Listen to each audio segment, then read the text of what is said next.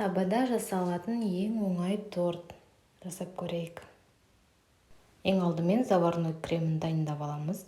Бір жұмыртқаға қантты қосып, ұн және бір шымшым ванилин. Оның үстіне сүтімізді құямыз, жақсылап араластырамыз. Газға қоямыз, қоюланғанша үнемі араластырып тұру керек.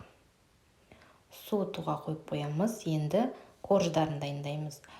3 жұмыртқаға қантымызды, сүт, ұн, какао, ұн қобыздықышымызды және бір шымшым ванилин және де 3 ас қасық сұйық май қосып, жақсылап араластырамыз. Қамырымыз дайын. Енді оны 1-2 бөліктерге бөлеміз. Бөліктеріміз табамыздың формасына байланысты. Менде кішкентай таба, сондықтан менде 5 бөлік. Сіздерде 3 немесе 4 болуы мүмкін, егер үлкен болса. Осылай салып, бетін жауып қойып, 1-2-3 минуттай пісіреміз екі жағынан. Корждарымыз дайын болады.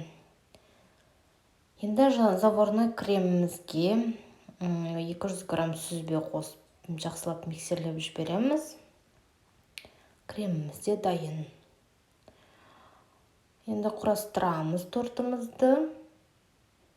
Бір коржымызды қойып алып, оның үстіне креміміз жағып, жақсылап. Келесі коржымызды қоямыз. Солай корждарымыз біткенше бәрін қайталаймыз. Болды, дайын. Аз болсын.